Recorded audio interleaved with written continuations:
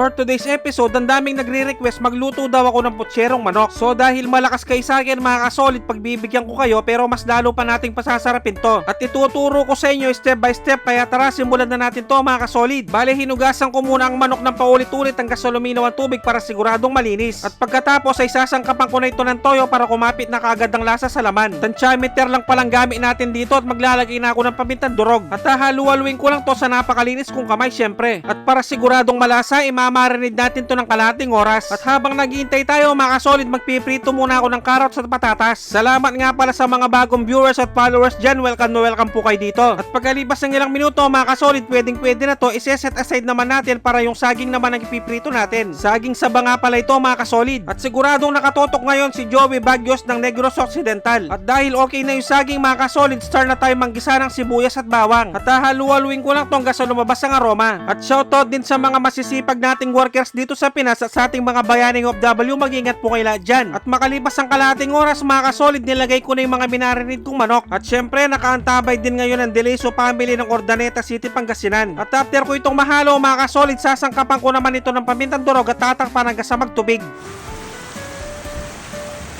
At pagkalipas ng ilang minuto, pwede na to. Nilagyan ko lang ito ng isang chicken cubes at patis. At sasabayan ko na rin ito ng isang paketing tomato sauce. Bubuhusan ko na rin ito ng tubig dahil palalambutin pa natin to. At pwedeng pakirate naman 1 to 10 ang recipe natin ngayon mga kasolid. Maraming salamat. At tatakpan ko lang to sa katamtamang lakas ng apoy. Balikan natin mamaya.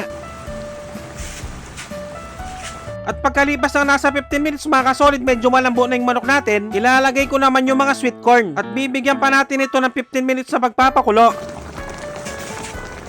At dahil okay na to, ilalagay ko na yung pinrito kong patatas at carrots, saging. At isasabay ko na rin ang mga string beans, siling pansigang at repolyo. At siguradong nakarating na kayo sa part ng episode na to mga kasolid, pwedeng pakicomment naman kung tagasan ka para malaman ko so numabot ang bidyong to. Maraming salamat.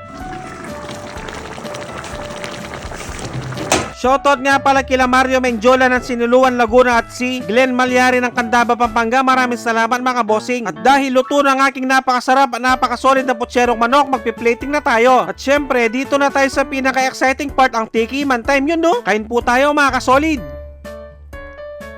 Sus Mariosep, kanya mana po, grabe, napakalasa ng sabaw mga kasolid. At syempre, itatry din natin ang napakasarap na laman. At siguradong natatakam din ngayon si Ramil Borja Urbano ng Caloocan City. Sobrang napakalasa ng manok mga kasolid dahil minarinate muna natin sila sa toyo at paminta. At siguradong mapapahanap ka talaga ng kanin lamig pag ganito ang ulam mo. At siguradong nakasuporta din ngayon sina Henry Esquivel at Precious Ninja Esquivel ng Goldsboro, North Carolina, USA. Maraming salamat po sa suporta. At kung nagtataka naman kayo mga kasolid kung bakit may isang putsero ko, sobra ko lang po ito dun sa nilaga na niluto ko, sinali ko na baka kasi masira. At bibigyan ko na kayo ng pangmalakasang perfect bite para dito. Yung kukuha ka ng manok, irerekta mo sa kanin tapos lalagyan mo ng patis na may sili. Sobrang napaka-perfect nito mga tampo. Taksya po na kalasa ng kalasa. At kung tiyempong hating gabi nyo naman napanood to mga kasolid, mag-automatic pansit kanto na lang kayo mga bossing. Dapat yung spicy ha. Maraming salamat sa mga walang sawang sumusuporta at sumusubaybay sa aking mga video. At sa mga walang sawang nagsishare, maraming salamat, napakasolid nyo. Sobrang na-appreciate ko kayo lahat. Magkita-kita ulit tayo next episode. Maraming salamat sa panonood. Mag-ingat ang lahat. Basta Kapampangan, manyaman! I-share ko lang sa inyo ang libangan ko after mag-vlog. Ito ang PH MOBA. Yun no?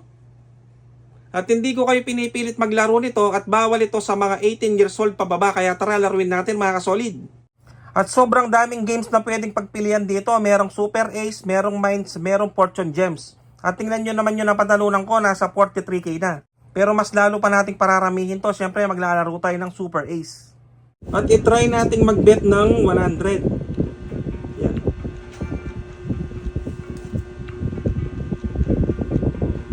Yan, bali pipindot-pindot ka lang ng ganyan hanggang sa manalo. Ngayon naka 40 na tayo mga kasolid, 120. 160 ring na panalunan natin. At sobrang napakadali lang mag-cash in at mag-cash out dito. At i-click nyo lang yung link sa comment section para makapag-register.